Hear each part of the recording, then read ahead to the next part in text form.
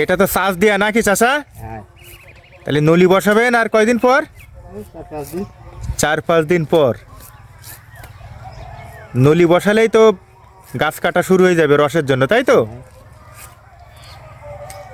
এই নিজেদের গাছ নাকি চুক্তি করে উঠানো চাচা? একজনের গাছের বাজার তা আপনার ভাগে এই সিজনে কয়টা গাছ পড়লো? ওটাই দিয়ে 50-60। 50-60টা। সবগুলোই তো রসের জন্য হ্যাঁ, প্রস্তুত করা হচ্ছে, হ্যাঁ? আজকে এটাতে কয়টা দিয়ে চাষ দেওয়া হচ্ছে? এখানে যে 3-4-8-9টা দেয়াইছে, 20টা মতন দেবে। 9টা। আপনার বাড়ি কোথায়? আমার বাড়ি কানাড়া। কানাইরালি। যে কানাইরালি আর এক চাচা আছে না গাছ তোলে? হ্যাঁ, ইলাহি বক্স। ইলাহি বক্স না? ওই যে সামনে আছে। উনি আছে। তাহলে এই আপনারা 4-5 জনে মনে হয় মোটামুটি এই মাঠের গাছগুলো সব উঠান। তাহলে আজকে 20টা চাষ দিবেন, হ্যাঁ? হ্যাঁ, এই তো রস তো মনে হয় ওই যে চুয়ে চুয়ে রস আসছে অলরেডি, তাই তো?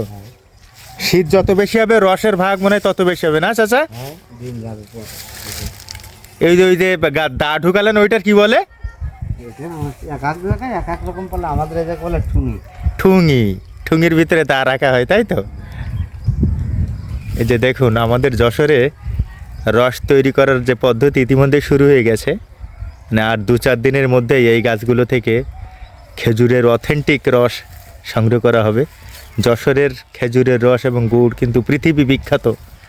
এবং এই নেপথ্য নায়ক, এই যে আমার এই চাচা দেখছেন, এই গাছিরা, ইনারাই এই খেজুর গাছ থেকে রস সংগ্রহ করেন এবং সেই রসটা সকালে ভোরে সংগ্রহ করে জাল দেওয়া হয়, তারপরে গুড় পাটালি তৈরি করা হয়, তাই তো চাচা?